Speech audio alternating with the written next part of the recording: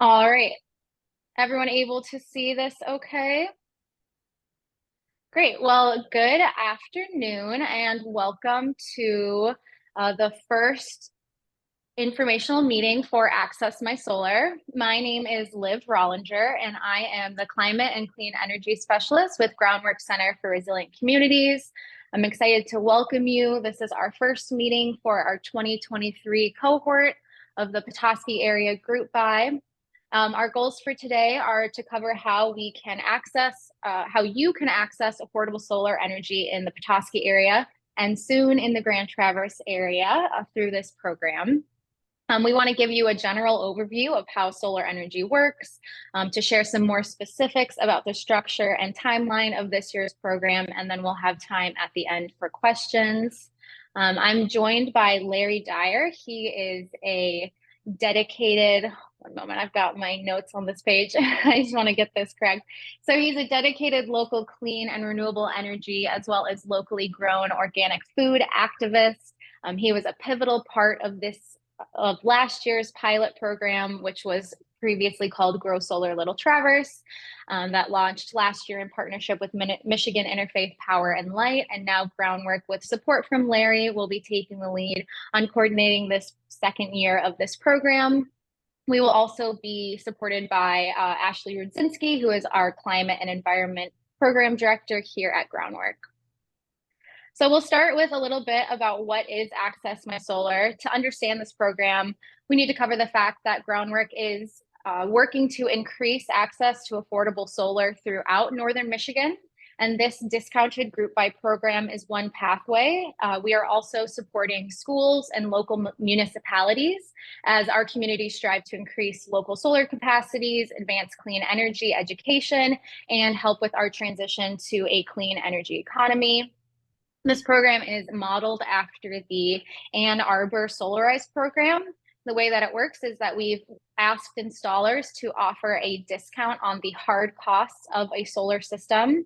And as more solar customers join onto the group buy, that discount then increases. So this results in a 5% discount with 4+ participating households or small businesses, a 10% discount with 7+ participating projects, and a 15% discount with 10+ participating households or small businesses.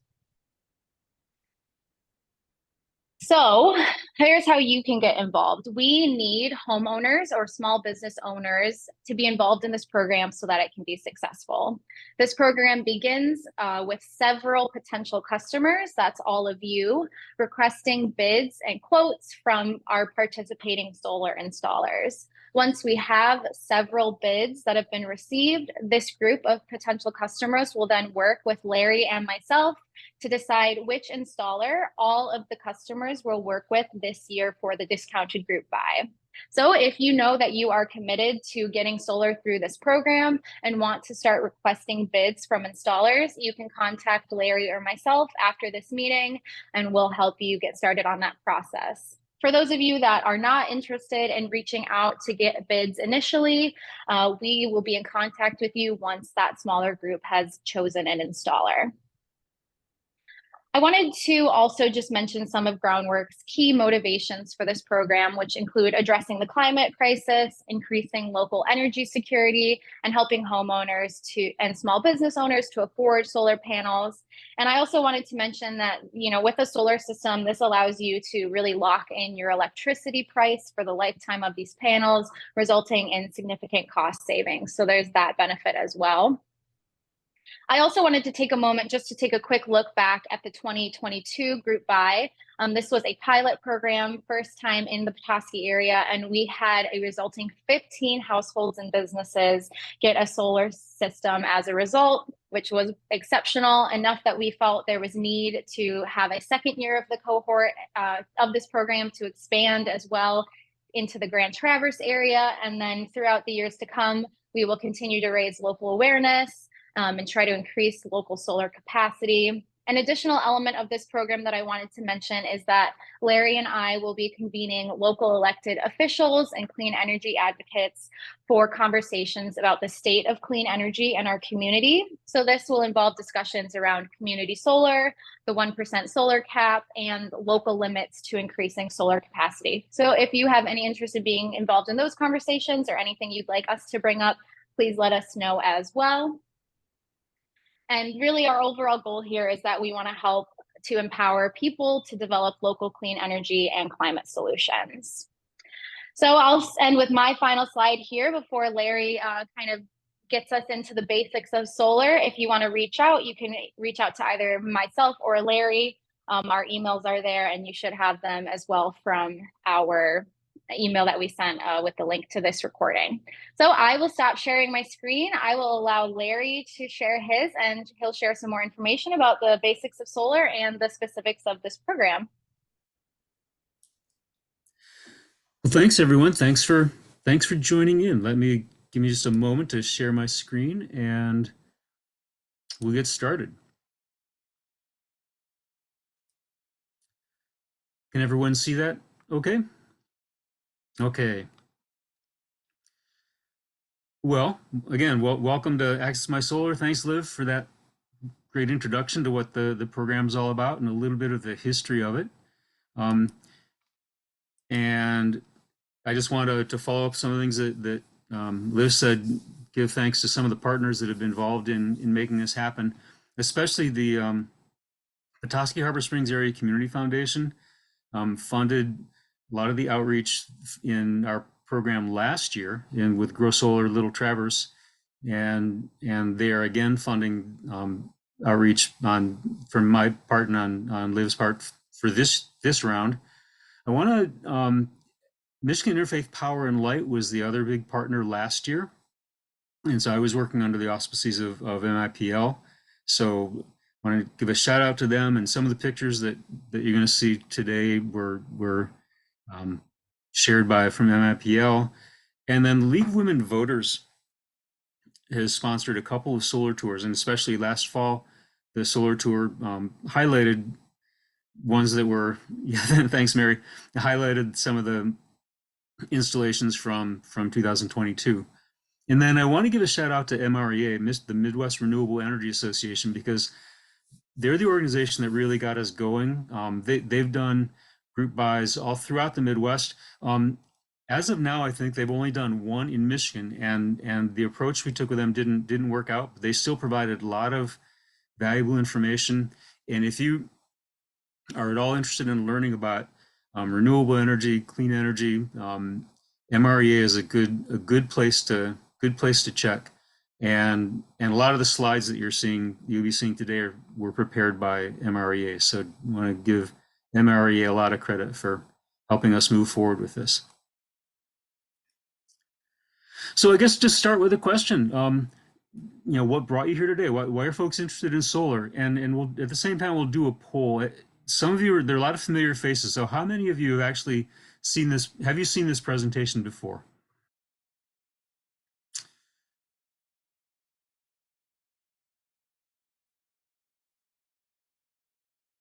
Okay, so it looks like a couple of you have seen it. So for those that have seen it, thanks for sharing that information. It's good to know who I'm talking to. So a few of you have seen this, and we can cancel that, and we don't need to see it. So for those of you who have seen the presentation before, there won't be a whole lot that's new, but maybe that's okay. If there are things that you didn't catch the last time through, or if you have questions, that's fine. We'll go ahead with that.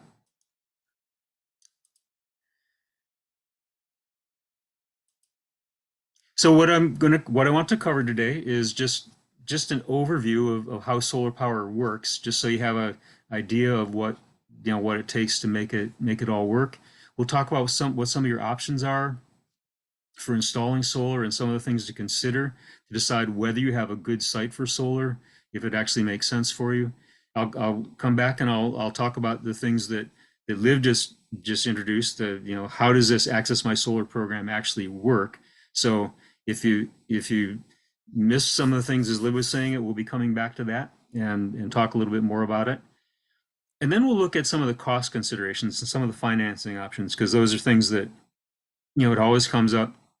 It's a good idea, but how do you pay for it? So we'll come back to that, and then at the end we'll have a little bit of time for questions and answers. So let's start with, how does solar work? Let's just jump right into it. The first question that always comes up is, we're in northern Michigan. The sun's low in the sky even on the best of days. Is there even enough sunlight for solar to work? So what this slide shows, this is a map of solar irradiance across the continental US. And where it's bright red down here is where they get the most sunlight over the course of a year. And then yellow is a little bit less, and green, where we are, is a little bit less. When you get up into the Pacific Northwest and Alaska, it's getting pretty gloomy. Those are low levels of irradiance. The reason this insert of Germany is here is because you can see Germany has, Germany has the same low gloomy levels of irradiance that we have in Alaska and the Pacific Northwest, but Germany has a goal of getting 30% of it, or getting 50% of its power by 2030, and they've, up until very recently, they've led the world in solar installations. And so they've been very successful at actually installing and using solar in Germany. So if they can do it here in Germany, we can do it here in Michigan. And it is working for a lot of people right now. There are a lot of folks that have already had solar installed, and we're pumping electrons out in our houses and out to the grid. So it works.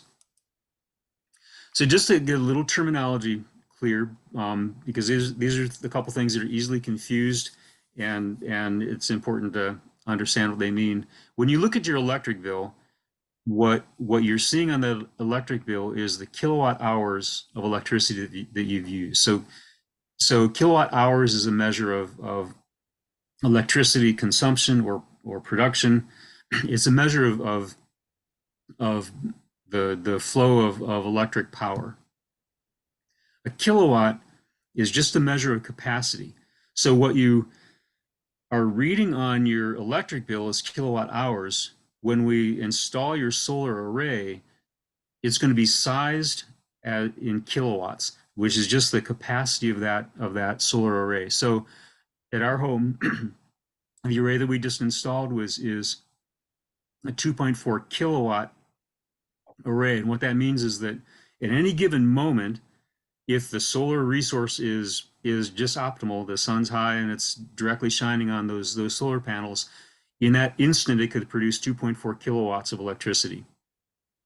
As soon as it starts producing it over time, then it starts getting measured in kilowatt hours. So just so we have some clarity on that, and every one of you is going to have a different, your electric bills are different depending on what your usage is. So and the size of the array that you need is going to depend on that and other factors about what the solar resource is at your particular location. So here's how it works. We got the sun up here shines on your solar panels.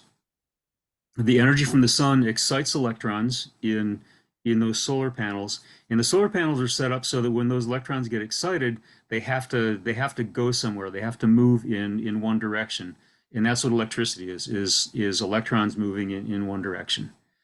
So the electrons go from your solar panels into an inverter. The inverter is important because your solar panels are generating electricity in DC, direct current. But almost all the appliances that you have in your house run on AC, or alternating current. So the inverter is what converts that DC power into AC power so that you can use it in your house.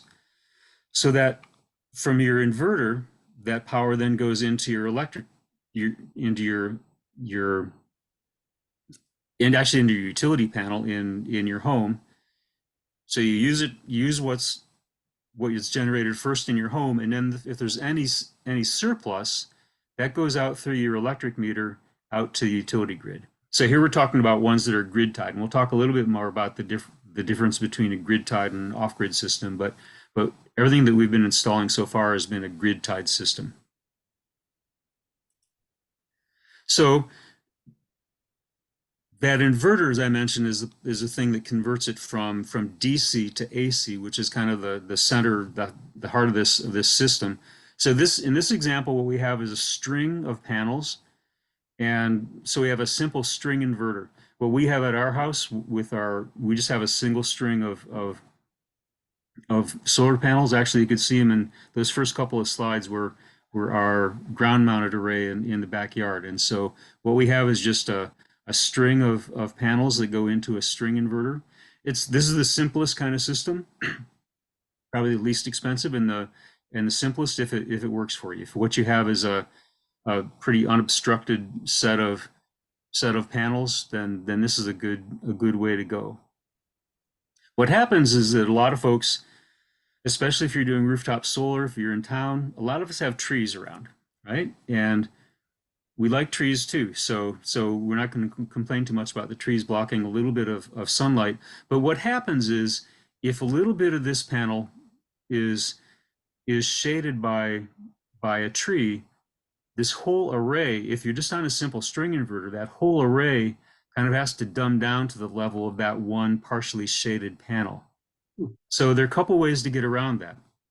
One way is that you can put microinverters, put one microinverter on each panel. So here the conversion from DC to AC happens right here at each panel. So if this one happens to be shaded, these other three can still be producing at full capacity. And then there are power optimizers that do a pretty similar thing. It's still going to a central inverter, but it can still optimize power for each of the panels so that you don't lose power in all of them because one of them is a little bit shaded. So there are ways, if you have a little bit of shade at your site, you don't need to, it's not a lost cause. You can still work with that. So as I mentioned, what we've been talking about and what we've installed last year were all grid tied. So the system is connected to the utility grid. So the components there, this is the simplest way to do it. You got your solar array that's generating electricity. It goes to the inverter that converts it to AC power, and then any surplus runs through the electricity meter and out to the grid. When your solar panels aren't producing enough electricity for you, then you're drawing electricity from the grid into your house. So the grid basically serves as your big backup battery, so you don't need to worry about that. So this is the simplest way to do it. But a lot of people, when they think about solar, think of being off grid, and so that's a whole different system, because what you have then is you have your array, but your array has to go first through a charge controller and then into a battery bank. And so all that electricity is stored in a battery bank. It goes from there into the inverter, and from the inverter then into your distribution panel. And then it doesn't go to the grid, it just goes from the distribution panel into your home.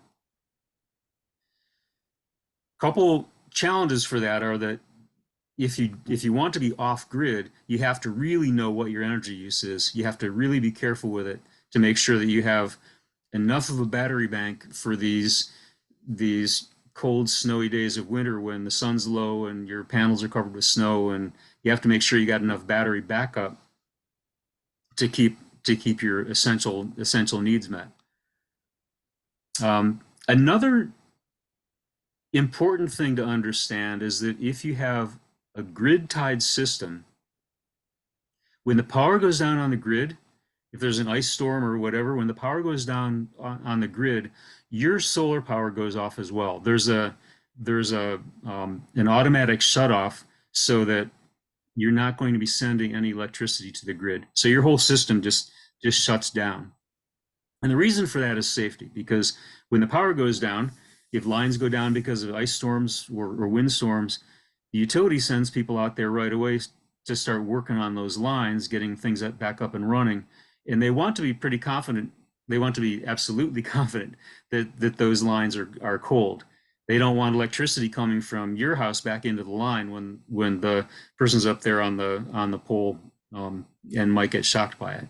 So so when the grid goes down, your solar power goes down as well. You can do kind of a hybrid there. You can have a grid tied system that has some battery backup. And so what that would mean is that you would, again, you would need to have the battery charge controller and a battery bank inserted here, and then you would need a separate sub panel so that when the grid goes down, you still can cut off any connection you have with the grid, but then you'd have some power that could still be used in your home. So that is an option.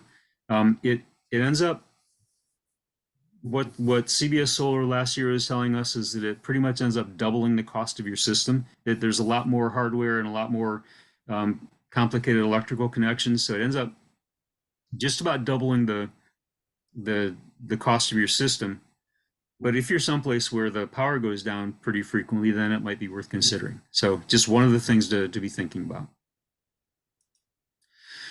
So let's take a look at what power generation and use looks like in the day of a life of a grid tied net metered system. So the big yellow curve here is production from your solar array, and the blue bars are the electricity usage in the household. And so as you can see, during the night, electric use is pretty low. Obviously solar production is not, there is none during the nighttime. Here in the morning, electricity use goes up because people are getting up, getting moving, getting off to work, getting off to school, and the sun is just starting to shine early in the morning. So solar production is starting to go up. So somewhere about the time everyone's leaving the house, the solar production is getting higher, and that's where most of your solar production occurs, is during the day, and it far exceeds what you are actually using in the house. Somewhere here, about 5 o'clock in this example, the solar production is still just about meeting the household needs. And then as electricity consumption starts going up in the evening, they're relying on electricity from the grid. So the way this would probably work is that in most cases, well, in some cases, the net metering is calculated on kind of a monthly basis. We'll actually talk about a little bit more about how the net metering works in the couple of utilities that we have in the area, because the net metering policies vary a lot by utility. So this is a day in the life of a grid-tied net metered system. Let's take a look at a year in the life of a grid-tied net metered system. So starting here in January, again, the blue bars are the use by that home, and the yellow bars are the solar power generated from the array. So here in January, the use is fairly high, and solar production is pretty low because there's a lot of snow on those panels and the sun's low in the sky. So your solar resource isn't very strong at this time of year. Still in February, but maybe you're starting to get a little bit more solar production. In March, still a bit more. Finally, somewhere in about April, and this example is from MREA, and it's from they're looking at a house MREA is located over in Custer, Wisconsin, which is like due west of us. They're at about 45 degrees north latitude, about the same as we are. So this would be fairly typical for what we might see in our region as well. So somewhere about April and May, you start producing more electricity than you need, and so you're meeting all of your electricity needs from solar during the months when the sun is getting higher. In this particular example, this house must use their air conditioning a lot because their electricity consumption is going way up in July and August, and then it starts falling off a little bit in fall. And that's when the sun starts setting, getting a little bit lower too. So your production starts falling off in the fall as well. So that's what a year would look like. In this particular example, this household is generating about 73% of their electricity needs from their solar panels. So this is what This is what the net metering rates look like for the three utilities that I'm aware of in the area. We have the City of Petoskey is its own utility, City of Harbor Springs as well, and then Great Lakes Energy, I think, is the utility that serves the rest of us. I don't know if anybody else, I don't know if there's consumers or anything else in the area, but the way it works is that so there was the original concept of net meter was that we all had analog meters and you could actually watch the dial spinning. And when the electricity was going into your house, the dials ran forward. And then when electrons flowed from your house back out to the grid, that meter ran backwards. At the end of the month, they'd take a meter reading and decide whether they owed you or whether you owed them. So that's what the net metering concept was originally. Now we all have smart meters. So the smart meter can measure the electricity that's going into the house, and it can measure the electricity that's going out of the house separately. So they can charge you for the electricity that you're using and pay you for the electricity that you're selling differently. So the way it works in the city of Petoskey is that the electric rate for summer is 11 cents. In the winter, it goes down to 8 cents, 8.2 cents, and the net metered rate is 7.5 cents. So when we buy electricity from the grid, it's either 11 cents, it's 11 cents in the summer or it's 8 cents in the winter. And when we sell electricity to the grid, they're paying us 7.5 cents. That's year round. Now, Harbor Springs is a better deal. One, their rates are a little bit lower. It's 9 cents in the summer and 7.5 cents in the winter. But when you sell electricity to the grid, you're selling it back to them at these same retail rates. So they're still doing the same net metering concept. This is essentially this would be the same whether you have a digital smart meter or whether you have a analog meter. It works out the same. You're selling it back to them at the same rate that you're buying it from them. So that's a pretty good deal. And utilities, they argue that there's some cost to them to providing that whole structure, and so they want to buy it at something closer to a wholesale rate from us. So it probably makes sense that they're paying us less than we're paying them. That's probably a reasonable thing. Then the question is just how much less is reasonable. But Kelly Johnson from CBS pointed out that, like in the case of here, Great Lakes Energy, they're paying 10 cents, almost 11 cents a kilowatt hour over the course of the year. And what they pay you when you sell it back to them is 5.5 cents. But they could probably buy that same electricity at something closer to 3 cents, not necessarily solar, but they could buy that same electricity cheaper on the open wholesale market. So that's why they don't necessarily like to pay us a whole lot to sell electricity back to the grid. But that's kind of how it works. And when you do get your net metering set up, all of them have a requirement that they'll only let you install enough capacity that's projected to meet your energy demands over the course of the year. So they don't want you to be overall a net exporter of electricity. They want you to be generating what you are likely to consume over the course of a year, and they put limits on that. The challenge there is that when you install your solar array at a certain capacity that's projected to meet your electricity demands over the course of the year, but then you can't really know what the cloud cover is going to be and what the snow load is going to be, and so you can't really know for sure how much electricity that array is going to produce over the course of a year. So there's a little bit of imprecision in that, but that's the policies. They let you install what you're likely to need, or what's likely to produce what you are likely to consume over the course of a year. Larry, I have a question. Yeah. Frank Cawthorn, hi. Hey, So Frank. are these rates regulated negotiated in some way, or is there any oversight? There is oversight. There's the Michigan Public Regulatory Commission, I think, MPRC.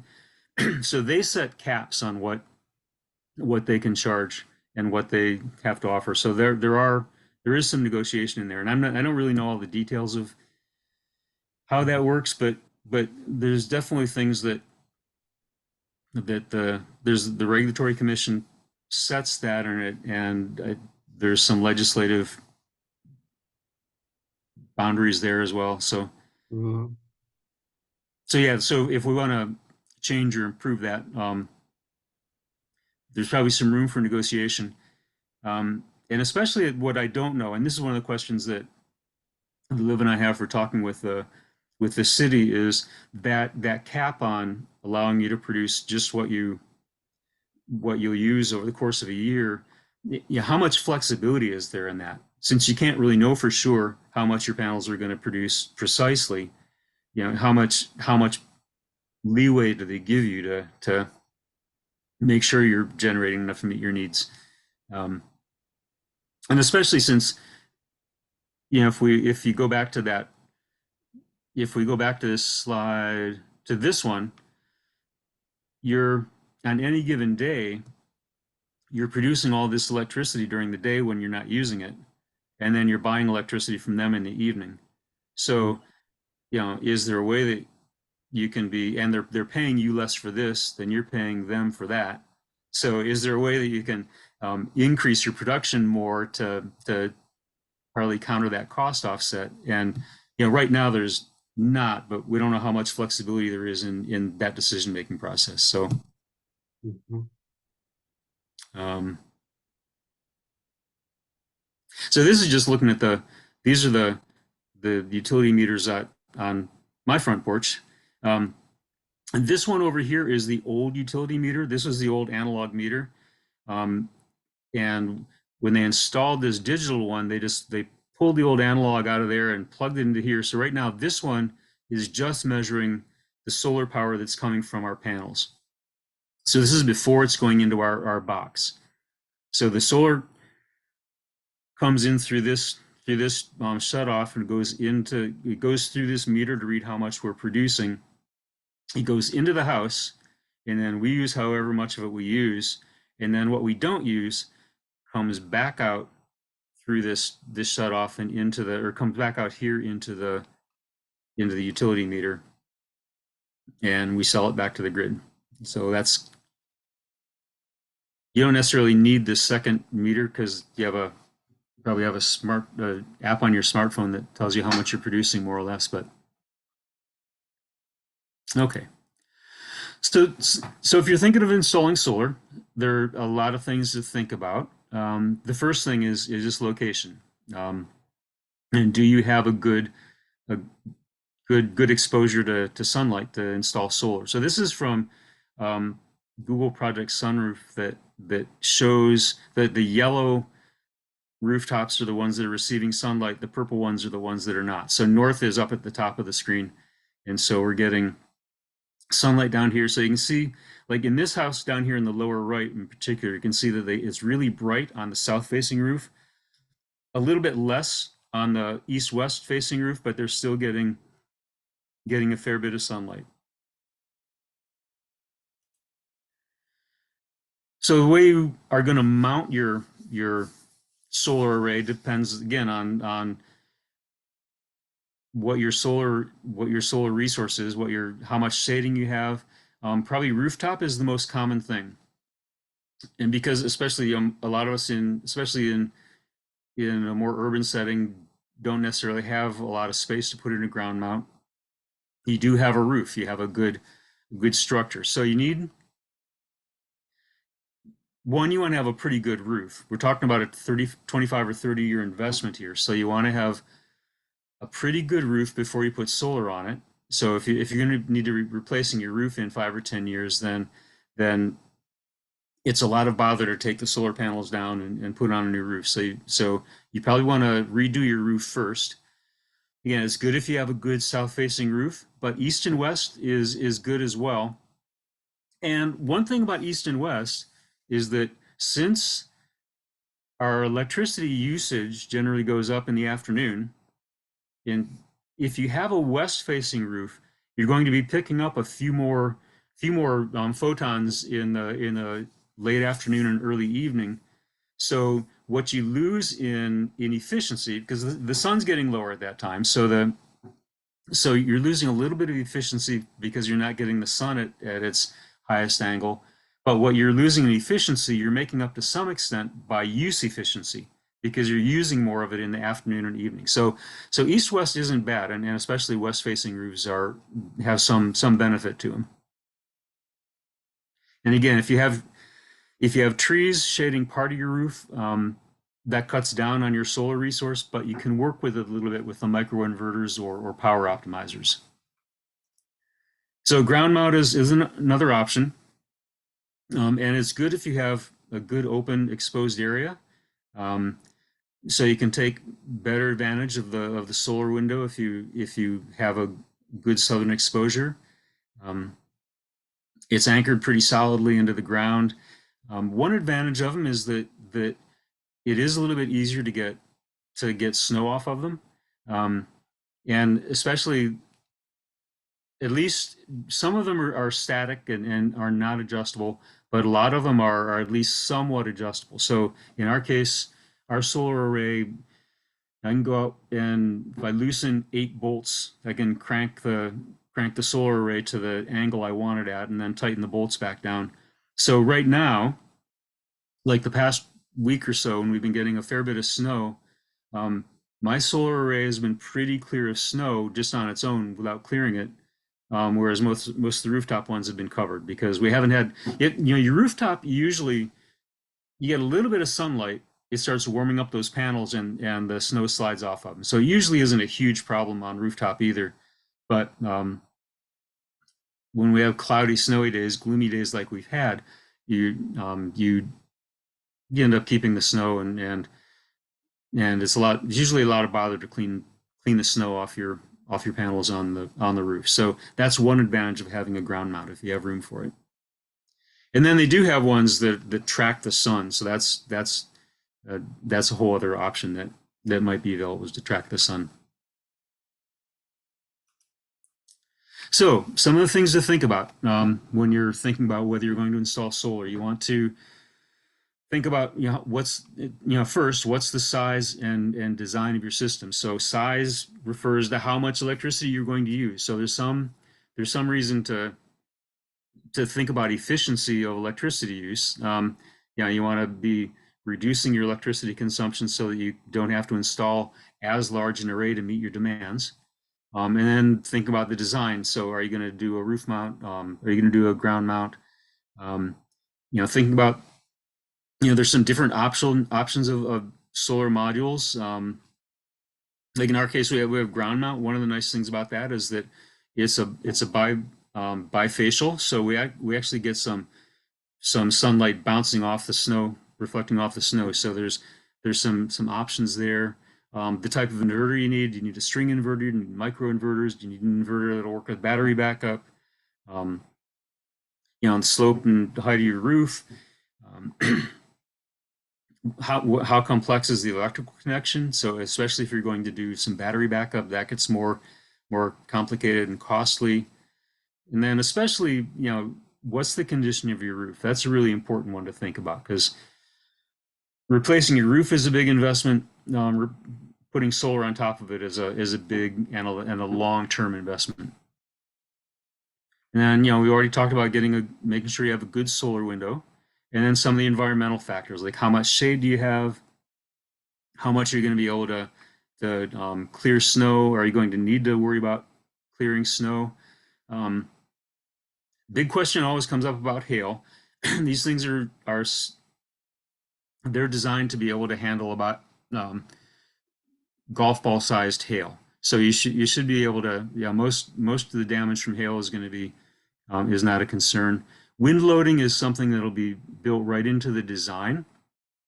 So those are some of the standards that you'll need to meet with the permitting from the building department, and they're designed to withstand like hurricane winds. So Kelly Johnson told us that your garage roof is more likely to blow off than your solar panel. They're gonna blow away. So, and then squirrels. It's a funny thing to put on there, but um, squirrels and other rodents like to gnaw on electrical wires. So if you have problems with squirrels, you have squirrels in your attic, you're likely to have problems with squirrels chewing on your electrical components. But the good thing there is that there is critter guard is what they call it, that you can put on the wires and on the components so the squirrels don't have access to it. So those are all, but just a number of things to think about when you're looking at this. So it's time for a poll. How many of you think you have a good site for solar? And so do you have good, a good south-facing issue? Do you have shade issues? What's the condition of your roof? How's your energy efficiency use? So As, looks like we as have can most I people think they have a good solar resource. A couple are okay. Okay. have a question there? Yeah. So basically, as you know, we have Mm-hmm. solar at our house, but our church is considering it. Uh, Uh, so if you want us to answer this survey, mine would be based on our church situation. yeah. Yeah. And that's the Episcopal Church, right? Yep. And so, a lot of things to consider then. And so you might not have an answer, but you got a big parking lot that you could cover with solar panels. There's some trees to the south, so you'd want to assess how much those are shading the parking lot. The question Hmm. is whether the parishioners are comfortable putting it on the roof. Yeah. But you got a pretty high roof, so if you can put solar panels up there, that would probably be so. It's definitely something probably worth considering. Hmm. Larry, this is Yeah. Vink. This is Mm-hmm. Vink. I wanted to ask Frank if he's aware of the Inflation Reduction Act and the 30% for nonprofits. I'm aware of the Inflation Reduction Act, but I didn't know the 30% for installing solar. Yes, part of the Inflation Reduction Act has, and since nonprofits can't file taxes, don't pay taxes, they can't get a tax credit. But I understand the IRA has, you'd get a hard dollar check from the government for 30% of the installed cost. Ah, So that's something that's I'm actually on here because I represent a nonprofit and we're looking very seriously at this. Okay. The details haven't been finalized, but it's a huge game changer for nonprofits, and I believe churches are included in that group. great. Another And thing, that's too, Frank, another thing to consider for financing is that what a lot of churches do is a power purchase agreement.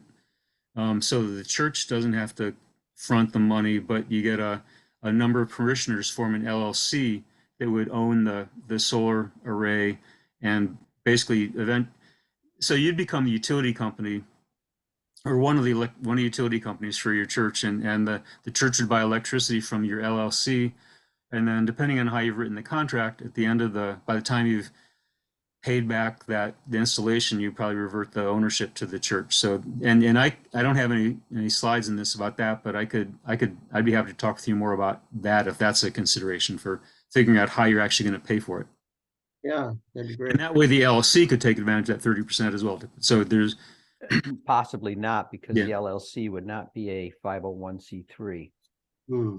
but So then that's why we're looking at having our supporters just give us the money. okay. But there is a tax credit for businesses as well, so there are other tax credits in there. So Yeah. so anyway, yeah. If you're interested in talking about looking at sites, we could talk. So Hmm. so it looks like most folks here think they at least have enough to consider.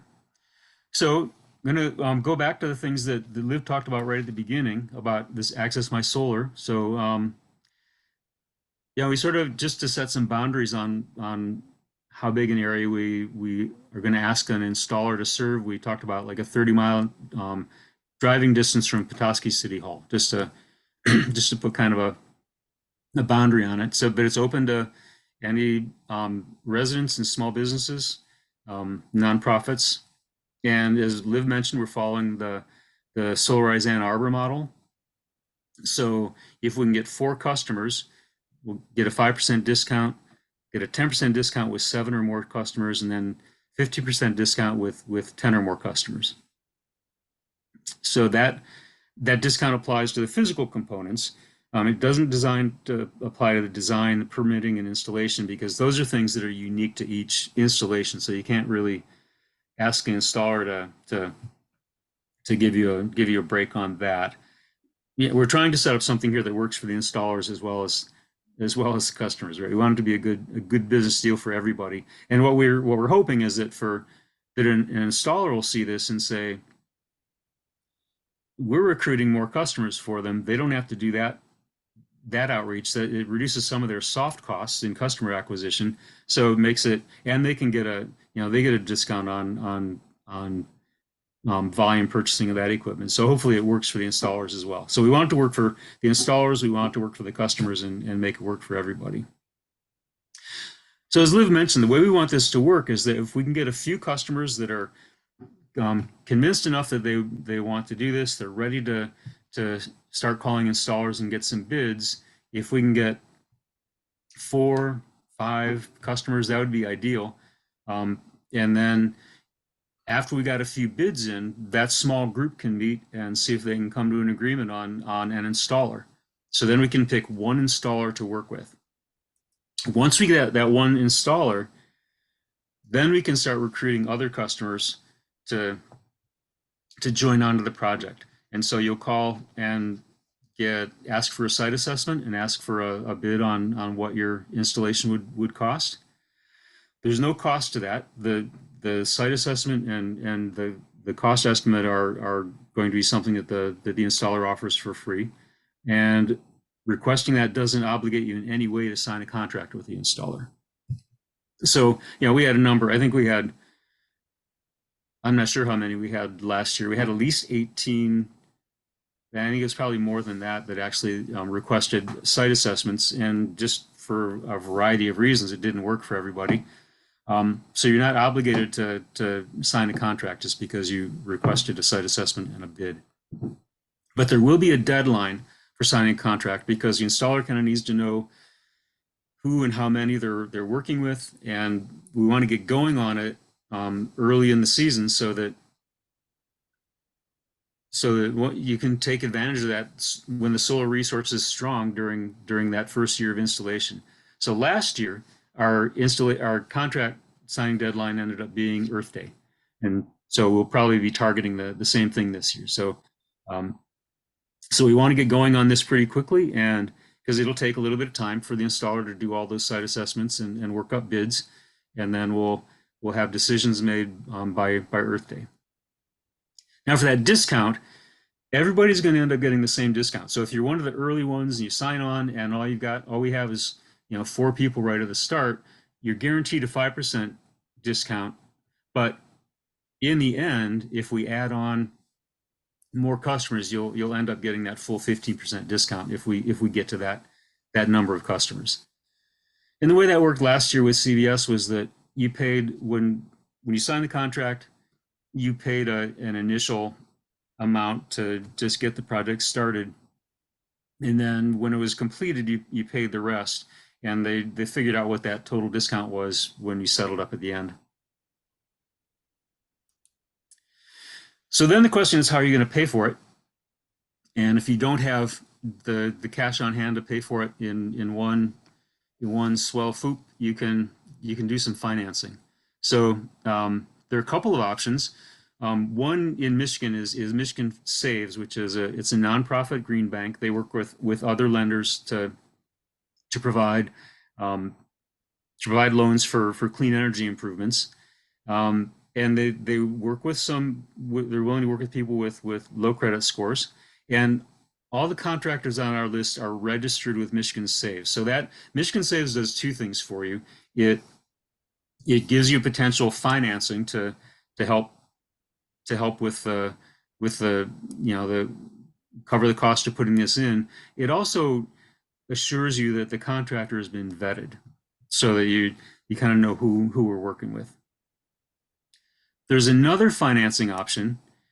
That's the Clean Energy Credit Union. So this one, the Clean Energy Credit Union, is it's a credit union of member organizations. So you have to be a member of one of the member organizations to take advantage of Clean Energy Credit Union. But one good thing is that MREA is a member of the Clean Energy Credit Union, and the cost to be a member of NREA is, I think we just renewed ours for $70 for a family. It's like 20 or 30 for an individual. And that gets you into the energy fair for free. So there's not a big cost to being an MREA member, and that would give you access to financing through the Clean Energy Credit Union. And so they do two types of loans. The first one is they do short-term 12 to 18-month loans for 30% of the cost. And basically what that does is it fronts you the money to cover until you get your 30% tax credit from the feds, and then you can pay off that loan, and then they have a longer term loan, a 12-year loan that covers the rest of the system. And so one way to think about financing, whether you're doing it through Michigan Saves or whether through the Clean Energy Credit Union, if the cost that you're paying for your loan is equivalent or less than what you're no longer paying on your electricity bill, then that's a cash positive investment. Right? If you're paying less for your loan than you're paying for electricity, then you're saving money right from the start while you're making this capital improvement to your home. So it's kind of a, if taking out a loan is kind of scary, at least you can think of it as a positive investment for making a capital improvement to your home and assuring yourself of a more fixed rate for electricity over the course of the lifespan of those panels. So I think we have time for some questions.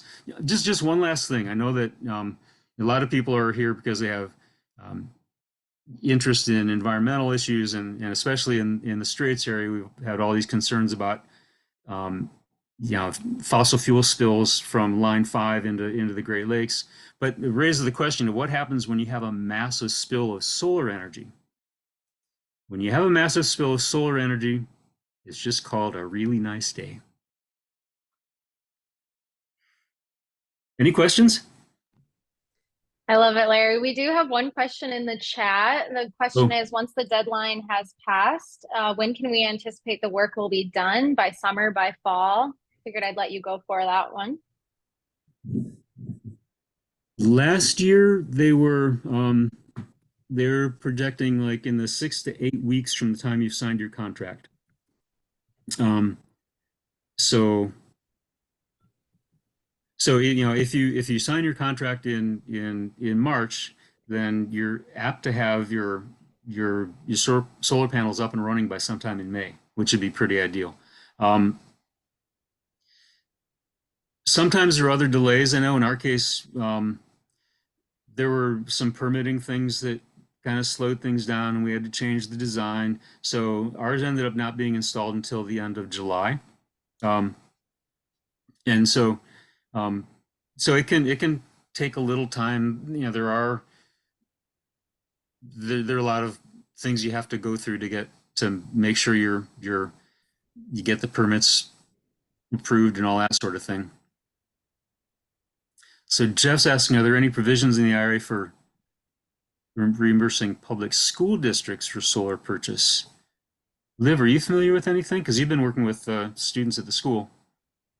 Yeah, so there are some grant programs through the Department of Energy, and then there should be some funding coming through the IRA for public school districts to purchase solar.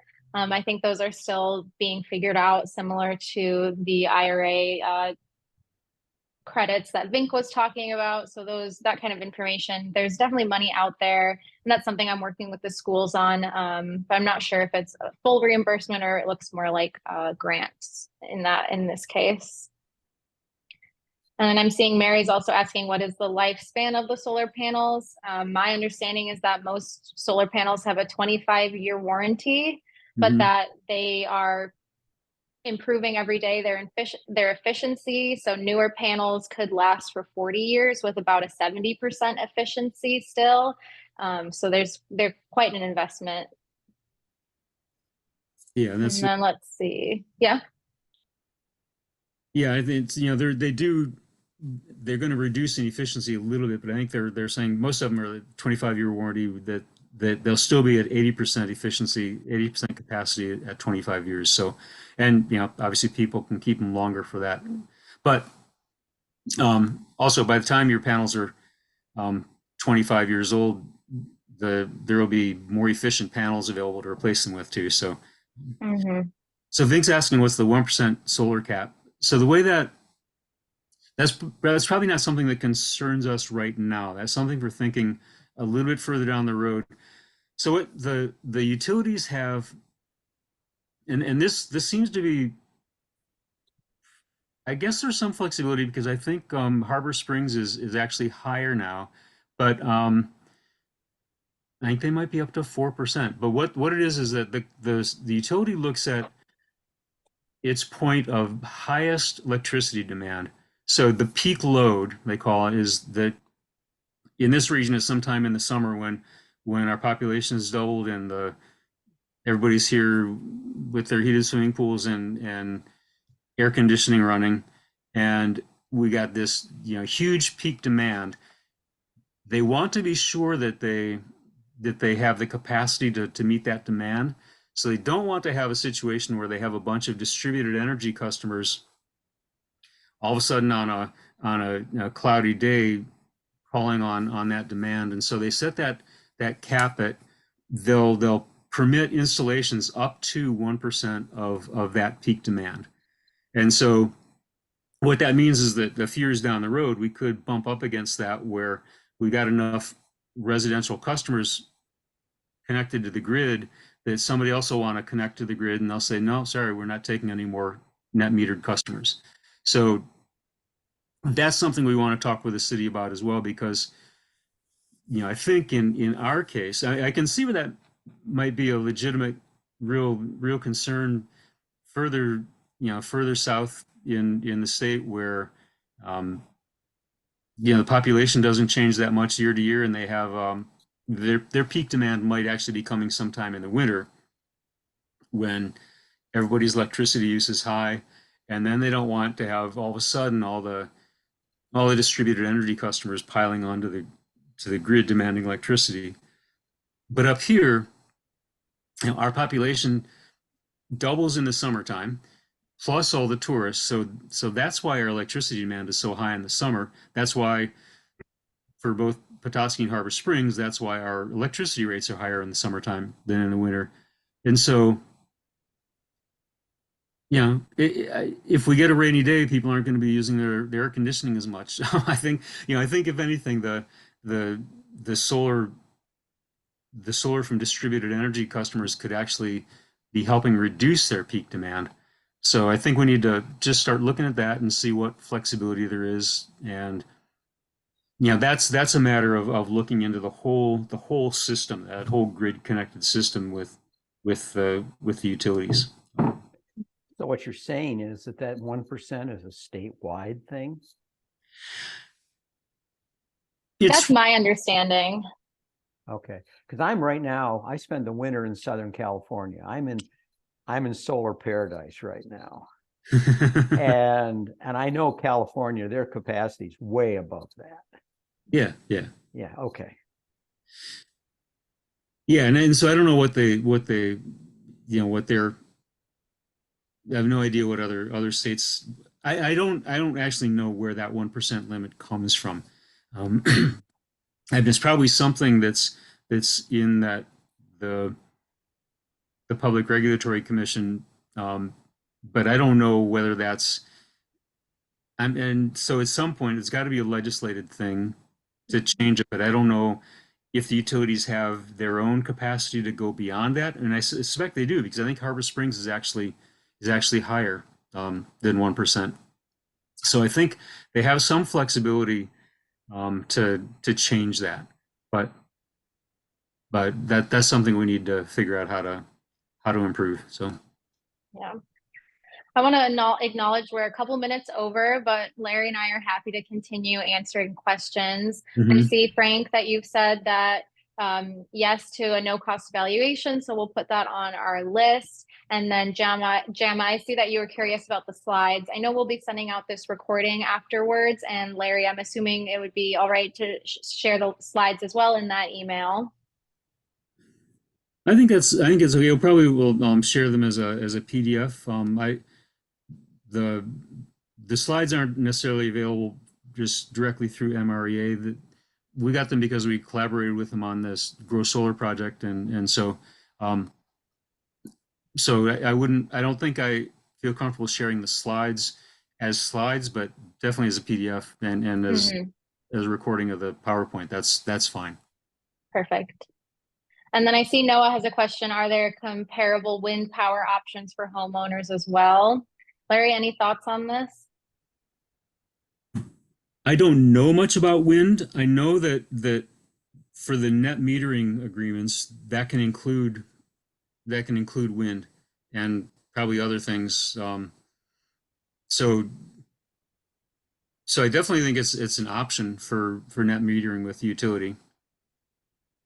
Yeah, and I'll jump in. And I know that there have been small wind turbines put on some farms in our area, though there have been concerns by neighbors about, the sound and the sight of them. I also know that there are a lot of new technologies being created in the world of wind power, where there's smaller turbines that don't have the spinning blades and things like that that will make them more accessible for a rooftop situation or a commercial building roof, things like that. So there's more technology in the works, but I'm also not aware of any options right now that's comparable for homeowners.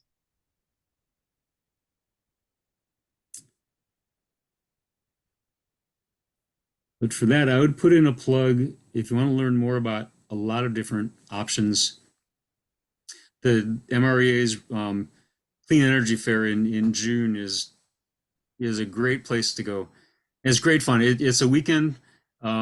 It's like think Blissfest, except that it's clean energy and other sustainable living things instead of music. So there is music as well, but the focus is on clean energy. But all these big tents with workshops and a lot of good demonstration stuff at MRE's site. So I definitely put in a plug for the Clean Energy Fair. Okay, thank you. I don't know what the CMS net rates are. Okay. Yeah. Check it out. But are there other Thank questions? you. Yeah, any more questions before we wrap up? Thank you so much. Sorry I was late to the party. That's Yeah, okay. thanks for joining us, Frank. Frank's the long-term solar advocate, one of the early ones in Petoskey to get solar on his roof, right? I guess we were following the example of some of our neighbors down the street. So Yeah. we were, me too, that kind of thing. Yeah. Larry, one thing I'd like to point out when you talk about consumption at home, hmm so many of us are retirees. Yeah. We're home during the day. Yeah. Well, then. So if we're drying clothes or running Yeah. running stuff in the house, we actually benefit more than a traditional, family that is gone all day. Yeah, and that's And great. If you can think about, if you can find ways to run your washing machine during the day and take showers. We just installed a electric water heater, one of the heat pump, air source heat pump, hot water heaters. So our electricity bill is actually going up. But so we're trying to think about how can we make sure we're doing things like showers and laundry and that kind of stuff during the day when the sun's shining. But yeah, the more you can take advantage of using it when it's actually available, that the better. Okay. Thank you all. This has been really helpful. Thanks. Yeah. Thank you. Thanks Thank for you for joining us. joining us today. Yeah. Yeah. Mhm. And yeah, if you've like Jama and Burnett both, yeah, please feel free to shoot Mhm. emails for any or calls for any questions you have. Okay. Absolutely. Liv, when you roll out Traverse City, will that include Benzie? I'm thinking it might. Yeah, we've had some folks in the area interested as well as in Leelanau County. So I definitely would like to be able to include as many, folks in the region as possible. Good, that'd be great. Yeah.